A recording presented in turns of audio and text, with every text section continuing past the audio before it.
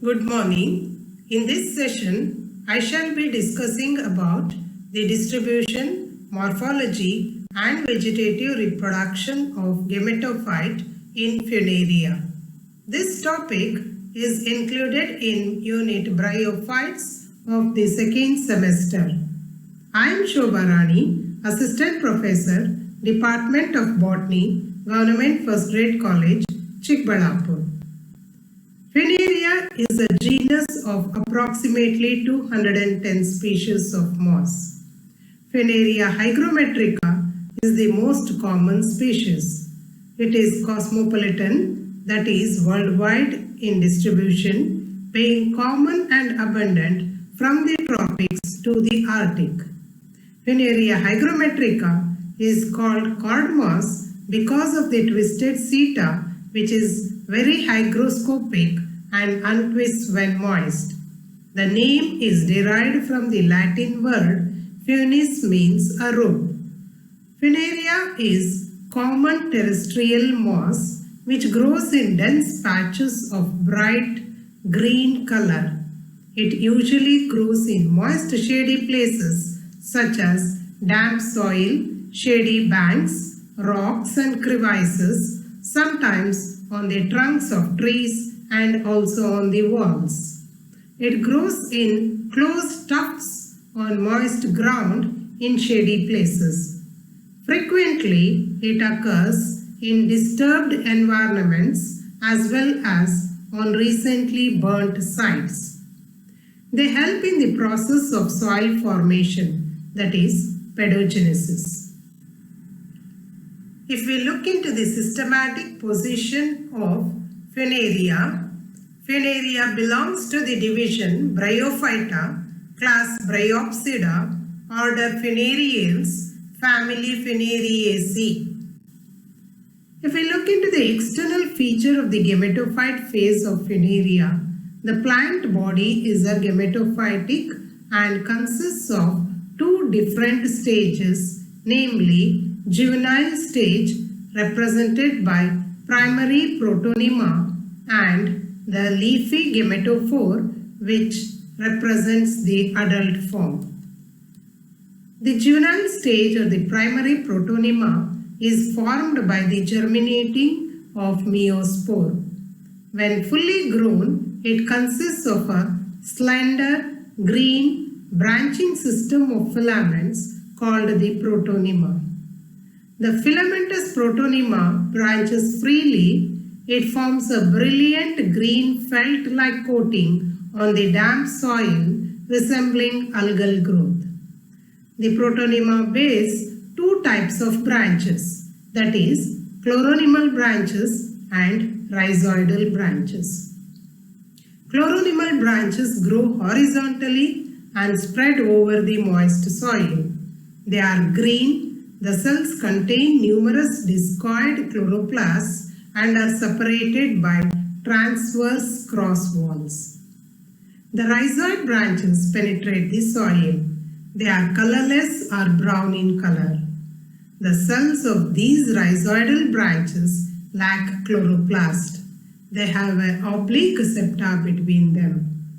The protonema stage in Funaria is only vegetative and transitory. Now let us look into the adult gametophyte or the gametophore. The mature Funaria plant is upright and slender. It is differentiated into rhizoids, axis or stem, and leaves. Rhizoids arise from the base of the axis. They are slender, branched, and multicellular and have oblique septa. Axis or the stem is 1 to 3 centimeters high, upright, slender and branched. Each branch is extra-axillary, that is, arise below a leaf. Leaves are sessile, oblong, ovate with entire margin, pointed apex, and are arranged spirally on the branches and the axis of the stem. Leaves are closely placed towards the apical region of the plant and are widely placed in the basal region. Now if we look into the internal structure of the axis or the stem, the transverse section of the axis can be differentiated into three distinct regions. As you can observe in this diagram, it is differentiated into epidermis, cortex and central conducting strand or the central cylinder. The epidermis, as depicted in this diagram, is the outermost single layered protective covering consisting of small tangentially elongated chlorophyll bearing cells. Cuticle and stomata are absent in the epidermis. Cortex is present between the epidermis and the conducting tissue. It is made up of parenchymatous cells. Younger part of the cortex contain chloroplasts, but in the older part they are lacking. At maturity, few outer layers of the cortex become thick-walled and are reddish-brown in color, but those of the inner layers become thin-walled. The central conducting strand is made up of long, narrow, thin-walled dead cells which lack protoplasm. These cells are commonly called as hydroids. Conducting strand, besides providing a certain amount of mechanical support, functions in the upward conduction of water and solutes. The leaf in its transverse section shows a well-defined midrib with two lateral wings. Except the midrib region, the leaf is composed of single layer of parenchymatous polygonal cells. The cells contain many large and prominent chloroplasts. The central part of the midrib has a narrow conducting strand of thick-walled cells which help in conduction. Now let us look into the reproduction in Funaria. Funaria reproduces by vegetative and sexual methods. The vegetative reproduction takes place by following methods, that is, by the fragmentation or by the formation of primary protonema, formation of secondary protonema from any part of the gametophyte, by formation of gymme on the terminal cells of the protonema, development of bulbils on the rhizoids, and by apospory. Now let us look one by one. Vegetative reproduction by multiplication of primary protonema. In Funaria, spores on germination form a branched filamentous multicellular structure. It is called primary protonema. In primary protonema, certain colorless separation cells are formed by intercalary division. These cells die out and break up the protonema into single cell or many celled fragments. These fragments grow into new protonema which bears buds. Each bud develops into a new leafy gametophore. Then if we look into the vegetative reproduction by formation of secondary protonema, when protonema is developed by other than the germination of spore, it is called secondary protonema. It may be developed from any detached living part of the gametophyte such as stem, leaves, antheridium, archegonium, paraphysis, sterile cells of the capsule, seta, etc. And even when the rhizoids are exposed to sunlight in moist atmosphere, secondary protonema may be formed. It is similar to primary protonema and develops into a leafy gametophore. Then vegetative reproduction by gymme. During unfavorable condition, the terminal cells of the protonemal branches divide by transverse longitudinal divisions and form green multicellular bodies of 10 to 30 cells. These are called gymme. At maturity, gymme become slightly reddish brown in color. On the return of favorable condition, gym may germinate and form a new plant body. Now let us look into the vegetative reproduction by the formation of bulbils. When gyma-like structures are produced on the rhizoids inside the substratum, these structures are called bulbils. These are devoid of chloroplasts but capable of developing into a leafy individuals under favorable condition. And finally, vegetative reproduction by apospory. Development of gametophyte from sporophyte without the formation of spores is known as apospory. Any vegetative cell of the sporophyte may form green protonymal filaments which bear lateral buds.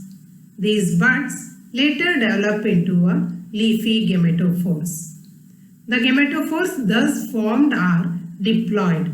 Sexual reproduction in such gametophores results in the formation of tetraploid zygote.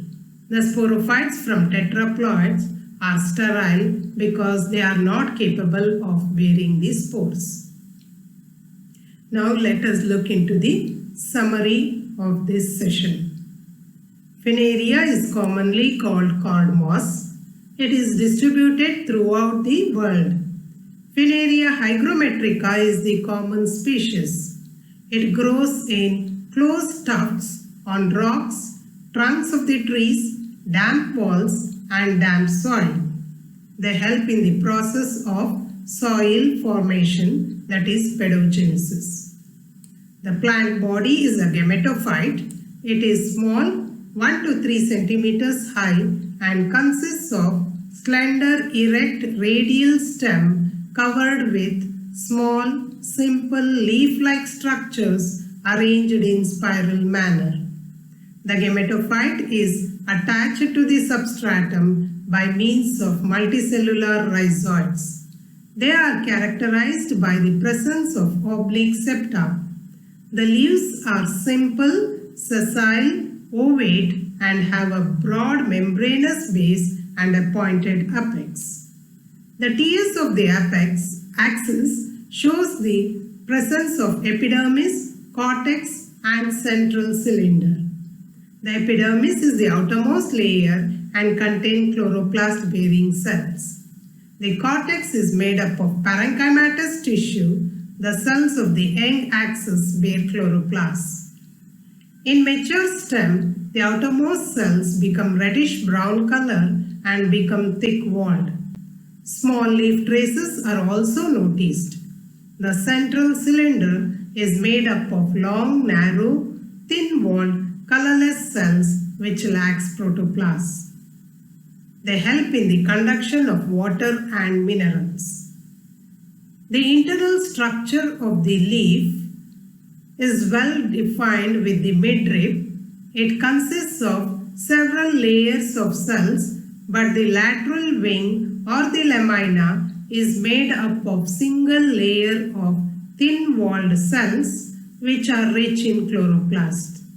Midrib contains a small strand of slightly thickened narrow cells which help in conduction.